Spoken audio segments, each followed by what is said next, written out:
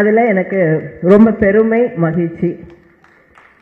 இந்த நிகழ்ச்சியிலே கலந்து கொண்டிருக்க மாவட்ட கழகத்தின் துணை செயலாளர் புனிதவதி எத்திராஜ் அவர்களே, முன்னாள் சட்டமன்ற உறுப்பினர் KS ரவிச்சந்திரன் அவர்களே, மாவட்ட மகளிர் அணியின் நிர்வாகிகள் சுதா தீனதயாளன் அவர்களே, ராஜேஸ்வரி ஸ்ரீதர் அவர்களே, டாக்டர் சாந்தகுமாரி அவர்களே, சரிதா மகேஷ்குமார் அவர்களே, சாவித்ரி வீரராகவன் அவர்களே, பகுதி கழகத்தின் செயலாளர்கள் வேலு அவர்களே, சுதாகர் அவர்களே, பூர்ணிமா அவர்களே, நிர்மலா அவர்களே, தாவூத் பி அவர்களே, லோகேஷ் அவர்களே, வட்டக்கழகத்தின் செயலாளர்கள் பாபு அவர்களே, விஜயகுமார் அவர்களே, ரமணி லோகேஷ் அவர்களே, வினோத்குமார் அவர்களே, இங்கே வந்திருக்கக்கூடிய பாமன்ற உறுப்பினர்களே, என் மகளிர் அணியின் சகோதரிகளே,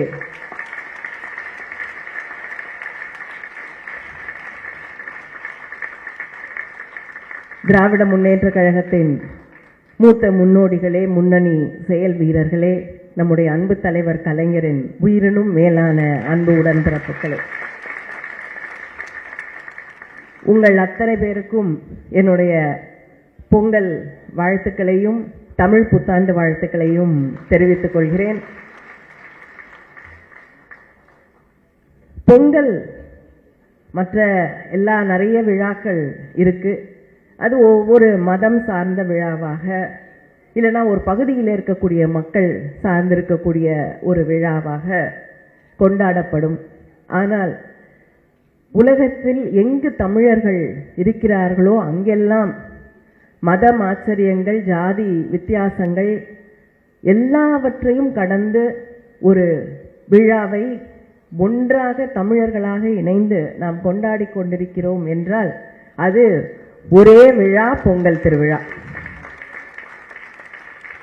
இந்த தமிழ் இனத்தின் அடையாளமாக இருக்கக்கூடிய விழா, உழவை போற்றக்கூடிய அந்த விவசாயிகளுக்கு நன்றி தெரிவிக்கக்கூடிய விழா, நாம் அத்தனை பேரும் மனதிலே மகிழ்ச்சி பொங்க இருக்கக்கூடிய விழா.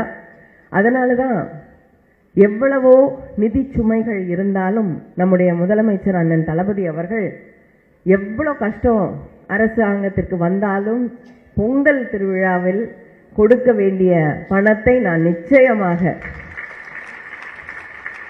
கொடுத்தே தீருவேன் என்று சென்னையிலே மழை வெள்ளம் பாதிப்பு, அதே போல தென் மாவட்டங்களிலே அதை சென்னையை விட மிகப்பெரிய அளவிற்கான பாதிப்பு, இதுவரைக்கும் எந்த அரசும் அறிவிக்காத அளவுக்கு பாதிக்கப்பட்டிருக்கக்கூடிய மக்களுக்கு நம்முடைய திராவிட முன்னேற்ற கழக அரசு, நம்முடைய முதலமைச்சர் அவர்கள் நிவாரணங்களை அறிவித்திருக்கிறார்கள்.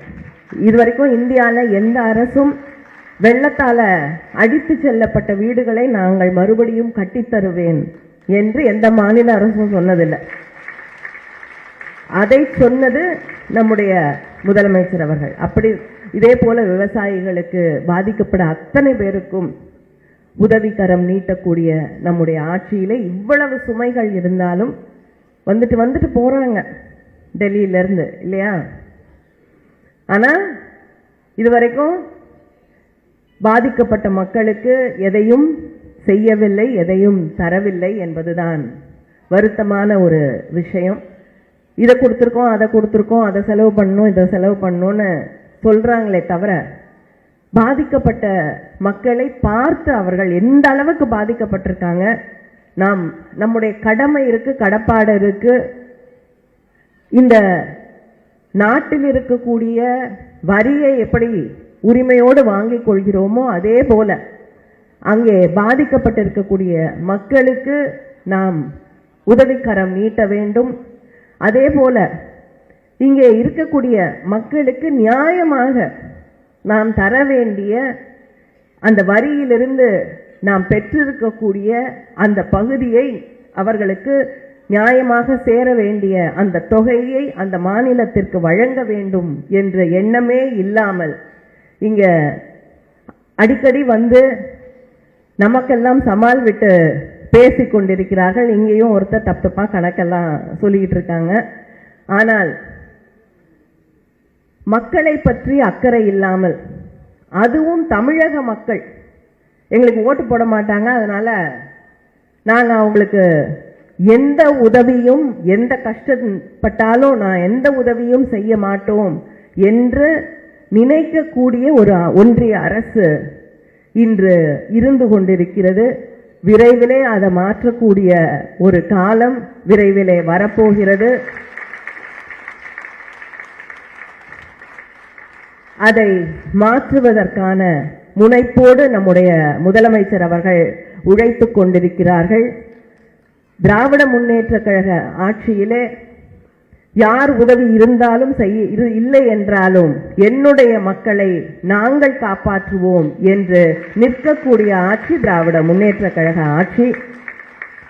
அதனால இன்னைக்கு அவங்க நம்மளை ஒரு தனி தீவு போல நடத்தினாலும் அது ஒரு முன்னேறிய தீவாக எல்லா விதங்களிலும் இப்ப நடந்திருக்கக்கூடிய இந்த குளோபல் இன்வெஸ்டர்ஸ் மீட்ல பல நாடுகள்ல இருந்து இன்வெஸ்ட்மெண்ட்ஸ் நம்ம நாட்டுக்கு வந்திருக்கு.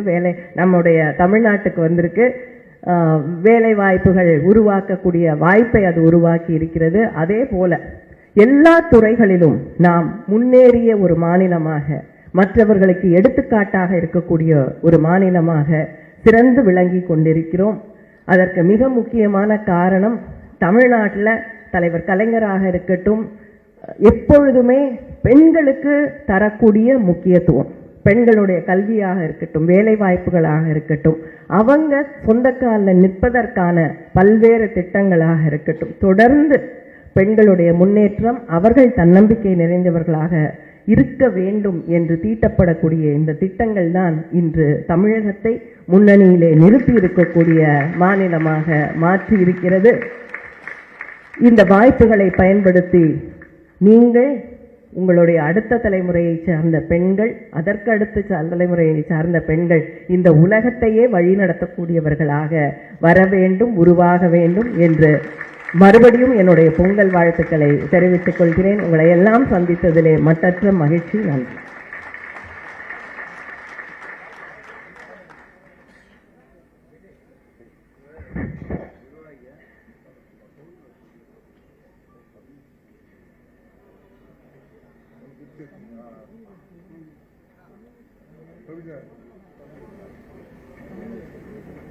பின்னாடி அந்த ஒரு ரெண்டு செட்டு இப்படி வச்சு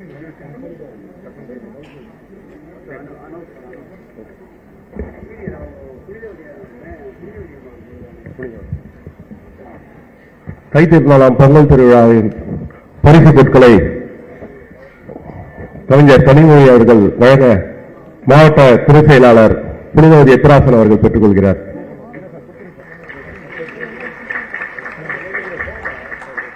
போமா